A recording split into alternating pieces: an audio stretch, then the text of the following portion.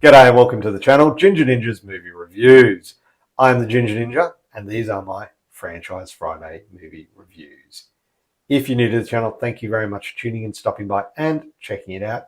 All my returning viewers, you know what we're here for. We are looking at a new franchise. We have done the Insidious franchise. We are moving on to Underworld.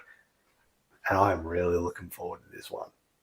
So let's get straight into it because Underworld, it's 22 years old, came out in 2003. So yeah, I really want to see if it's withstood the test of time. Anyway, the film was directed by Len Wiseman and stars Kate Beckinsale, Scott Speedman, Shane Brolly, Sophia Miles, Michael Sheen, Wentworth Miller, and Bill Nye. Now, that cast, perfect. One thing I was actually really surprised at was seeing Wentworth Miller in there when I was watching this and I saw the credits rolling through and I saw his name and I'm like, no way. Like, because I remember seeing him in Prison Break and in DC, in The Flash, DC's Legends of Tomorrow, all those shows. Great actor. He was even in one of my, I think it was Resident Evil Afterlife, which is probably my third favorite in the Resident Evil film franchise. But anyway, check those reviews out. Moving on. Selene, a vampire warrior, is entrenched in a conflict between vampires and werewolves while falling in love with Michael, a human who is sought by werewolves for unknown reasons.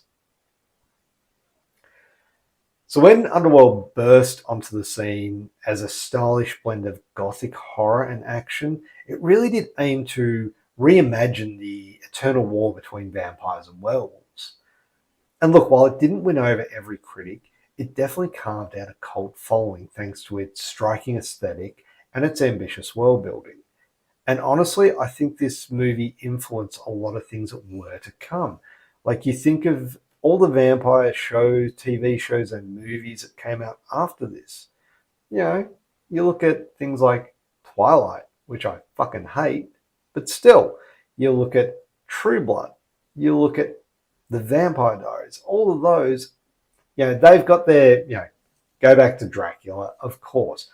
But I believe if it wasn't for this film, a lot of those other shows wouldn't have happened because this really did hit those notes. Now, this was, and it still is, very much a product of its era. Dark leather trench coats, heavy blue tinted cinematography, and an industrial goth soundtrack, which is just pumping through every action scene.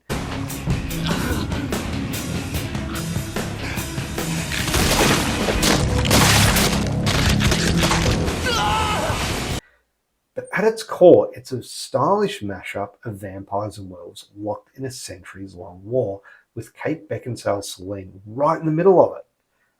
And on paper, it sounds like The Matrix collided with Anne Rice. And honestly, that is both the film's biggest strength, but also one of its greatest weaknesses. So, without further ado, let's open the coffin and take a peek inside the crypt with Underworld. Kicking off with the cast, and look, the casting is probably one of Underworld's strongest assets. You've got Kate Beckinsale, who absolutely owns the role of Selene. She's sleek, commanding, and she gives the film this iconic cool factor. She brought both elegance and toughness to the role, even though the script gave her very little in the way of an emotional range. Michael Sheen, though, is arguably the MVP. His turn as Lucian, the werewolf leader, he's got this fiery intensity that makes you actually sympathize with the Lycan side of the conflict. And Sheen manages to elevate all of his dialogue that otherwise might fall flat. Now, on the flip side of that, you do have Scott Speedman as Michael Corvin, and he actually feels a little underdeveloped. And, it's unfortunate because his performance and chemistry with Beckinsale just feels a little bit wooden. It's serviceable, but he lacks the charisma to match either Beckinsale or Sheen. And then you have Bill Nye. He's chewing up the scenery as Victor. He is hammy in the best way, and he brings this gravitas to a otherwise quite broody script.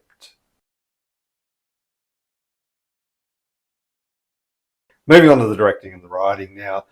Len Wiseman, I believe this was his feature film debut. His direction is slick, stylish, and it's very much aimed at keeping a cool franchise starter.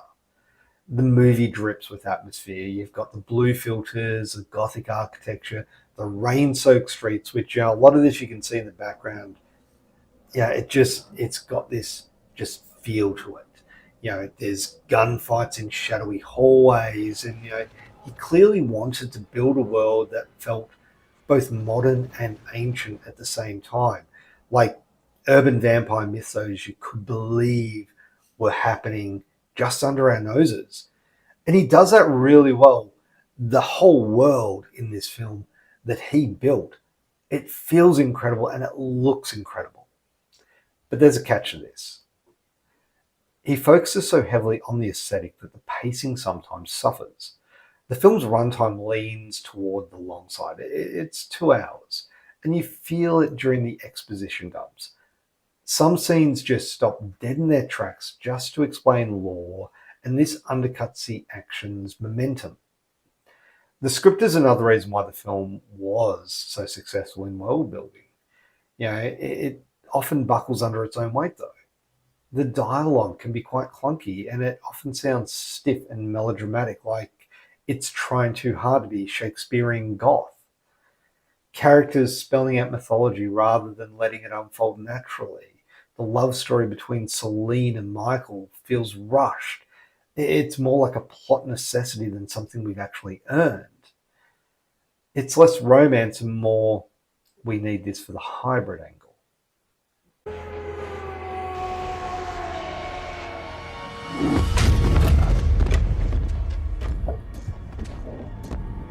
Now onto the effects. And look, I'll admit, I was slightly dubious about revisiting this. The film is 22 years old. And let's be honest, back in 2003, CGI was pretty crappy. And there was a huge over-reliance on it because it was cheaper to use than actual physical effects. But look, they haven't aged terribly. They actually still look pretty good compared to a lot of films. The transformations are still decent. They have a tangible rawness about them. You can see some of the stuff behind me. The werewolf transformations, which hopefully we'll see one pop up soon, maybe not. No. Anyway, if you see it in the background, you'll know what I mean. Even that scene just there with the vampire leaping on the train, that's a good scene right there. Bill Nye as Victor. The practical effects used in that scene are great. He looks like a corpse, like a walking corpse, and it just looks exceptional with all that practical makeup on. The prosthetic effects of the lycans, when they're actually not CGI, when they're not mid-transformation, like this one here, it still look good. It's not flawless, but they have a visceral, grounded feel with a bit of a gritty charm to it. The use of stunt work, which you see all through this clip here, it looks good. They use a lot of the wire-fu. I think that's the term they use, where it gives it a Matrix-light vibe. And audience at the time loved that. All these things, they work in the film's favor, and they do make it stand out.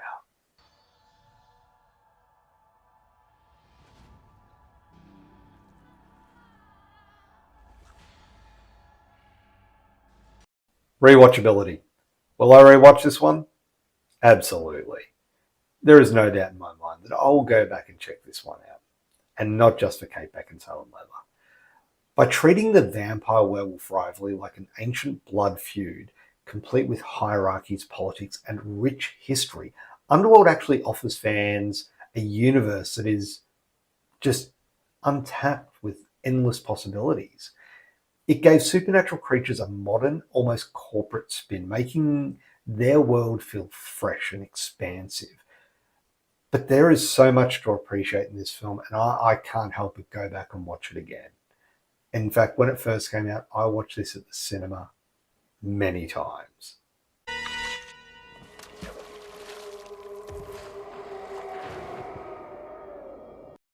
Final verdict. At the end of the day, Underworld is far from perfect. But it's a movie that knew exactly what it wanted to be. stylish gothic action horror. The cast, especially Beckinsale, Sheen, Nye, they bring all the necessary weight to their roles. The direction does lean heavily into visuals, sometimes at the expense of pacing and storytelling. The effects, they're good and they have aged okay. They aren't terrible. If you're a fan of the early 2000s dark action wave, Underworld will definitely scratch that itch. And for many, it still does. For me, I definitely love going back and revisiting this one. It may not have reinvented the whole vampire genre, but it certainly kick-started something new. It created a stylish and moody playground for fans to keep going back to. Overall, for a score, Underworld gets an 8.5 out of 10. And there you have it. That is my review of Underworld. Now, I'm actually keen to hear what you think of this film. So if you've seen this one, let me know what you thought of it down in the comments below, because I did enjoy this one back then and I still do now. Is it perfect? No. It just has something about it. And I think it's that rich, vibrant world that it set itself in that really it's just damn good.